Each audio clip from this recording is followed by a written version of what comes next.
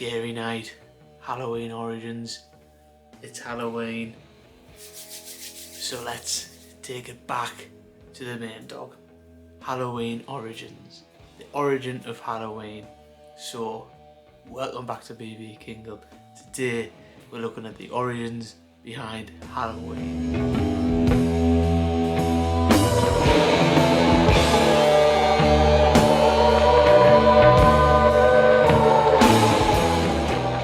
Go back to over 2,000 years ago to the Celtic and Gaelic festival called Samhain.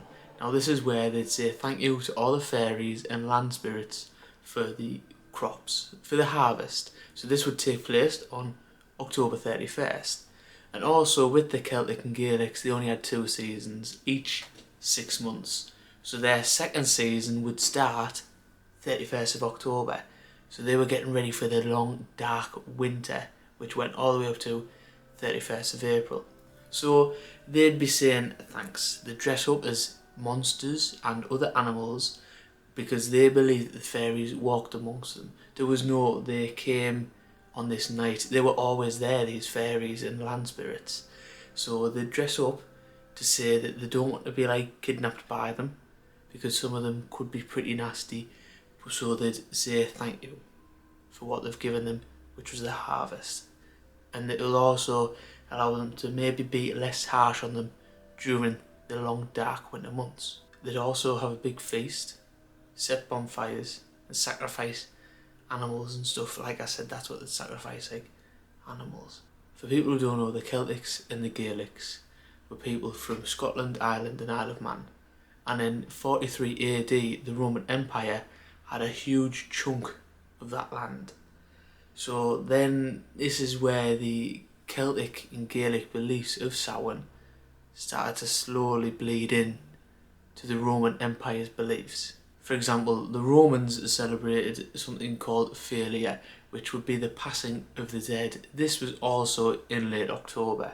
And then also in late October, after they'd done Férilia, they'd say thank you to a goddess called Pomona, who was the goddess of fruit and trees. So that's another similar thing to Samhain. So the Celtics and the Gaelics were saying thank you for the harvest, thank you for the crops.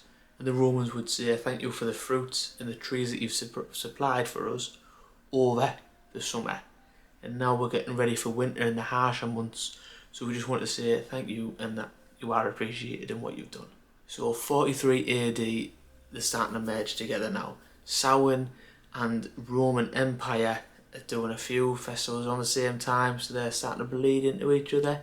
And the Celtic and Gaelic Samhain is becoming more blurred the further down the line we go into the more recent times.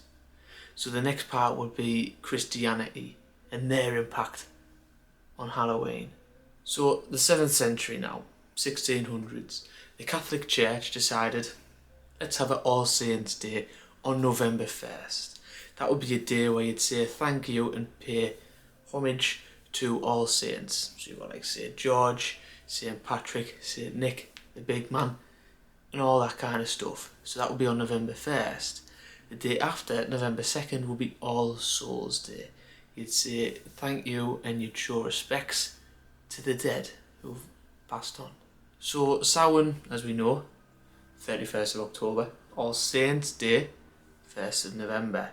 So All Saints Day started to be called All Hallows. And All Hallows Eve was Samhain, which then became Halloween. So All Hallows Eve, Halloween. So yeah, that's how it started.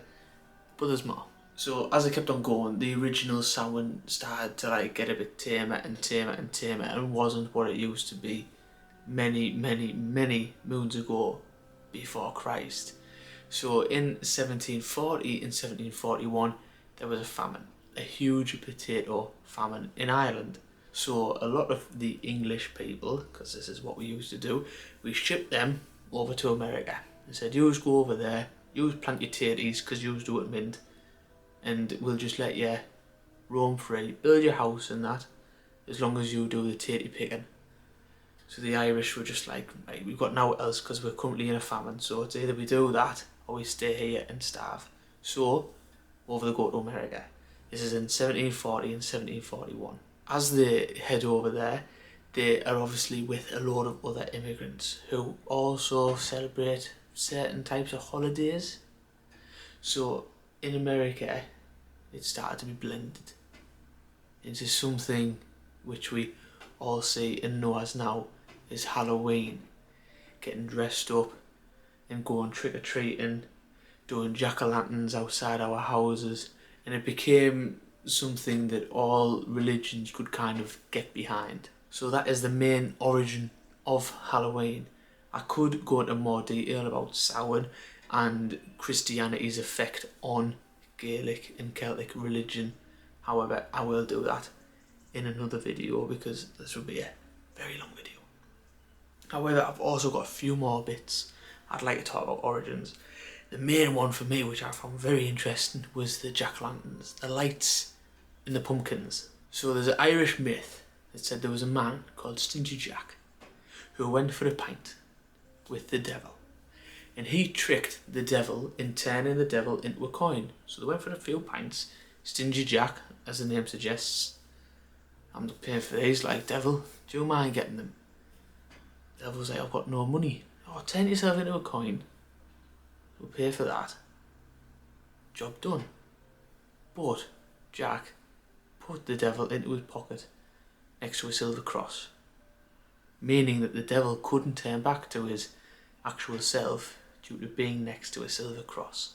So Jack says, look, Mr. Devil, you leave me alone for a year and I'll take you away from that silver cross. The devil was like, yeah, okay, gonna have to do it. So he pulls him away from the silver cross, turns back to the devil, right, I won't see you for a year. A year goes by, comes back, and they're going fruit picking. So Jack's like, oh, go get that fruit from the top of that tree. So the devil climbs up the top of the tree, picks the fruit, but as he's doing that, Stingy Jack has carved a cross into the big trunk of the tree, meaning the devil could not come down, so he's stuck up there. Clever lad this Jack, like, and so Jack's looking up saying, leave us alone for 10 years now and I'll shave that away and you can come down. The devil's like, alright, fine, so be it.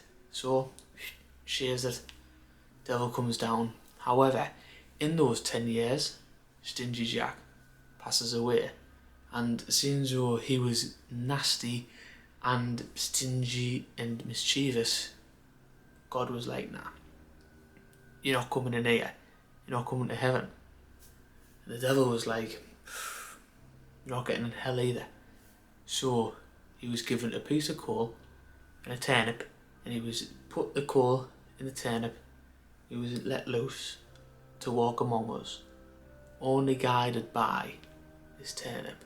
So he's kind of in a parallel universe, you know, like on Insidious and stuff, where you see him walking through and it's all dark and dingy, he's going through the doors and that's kind of like what Stingy Jack will see. He's walking among us, however, in like another playing field. So people started putting turnips in that outside the houses, carving turnips, which it was still going up into the 80s. My mum and dad were even doing carving turnips. So it's something that just recently became pumpkins, but they used to leave them outside the house on the windowsills to scare Jack away, so that Stingy Jack won't be coming to our doors. So that's the origins of carving a pumpkin. America just made them become pumpkins. We never done pumpkins because they don't grow in the UK. They've been imported and that's how we grow them. We never ever had pumpkins near the island, which is why they were turnips. And America's just made it become pumpkins. Trick-or-treating, another one. That started off with All Souls Day, November 2nd. The poor would go around rich people's houses, give the door a little knock, and the rich people would come out and they'd give them something called soul cakes. Souls Day, soul's cake. So they'd say, there's a cake for you. Will you pray for my dead relatives on Souls Day? The more people that pray for them, obviously the better their afterlife experience will be. So the poor people were like, yes, of course we will for these cakes. Anyways, over time, slowly, it started to dwindle away and more things were coming into life. like rich people had like money and like alcohol and other kind of items that they'd be willing to give away. So the poor people would send the children off. The children would go to houses, they'd be begging on the street, money for the guy and stuff. And people would give them money, people would give them ales, other things like sugar, salt, all kind of stuff, food, just so that they'd get more people praying for their dead relatives. So that is how trick-or-treating came about. So basically what we can take away from this is that it was a Gaelic and Celtic religion that started off with people running around a bonfire dressed as animals, kind of saying thank you for the harvest and don't give us too much of a harsh winter, to fairies and land spirits. And then over time, when the Romans said we are also celebrating a Day of the Dead, the passing of the dead, then that's when that spirit started to come into it. And then obviously Christianity added All Saints Day, All Souls Day, another day celebrating the dead, which everything was just in this same time, 31st of October to the 2nd of November. So they've kind of, all these holidays have just merged together. The Irish have gone abroad, other religions and other immigrants all mixing in, which has just merged again, and that's why it's so big in America. We've kind of just forgot about it here, even though it started in the United Kingdom. We don't celebrate it to the extent that America does. It's more of a dressing up, going out, getting drunk thing now, however. It was something completely better, I think, back 2,000 years ago. So there's the end of the series, Halloween Origins. I hope you have enjoyed it. I've really enjoyed researching this back on BB Kingle full time. So thank you. Please like, subscribe, follow me on the search for paranormal sightings and events that are beyond belief.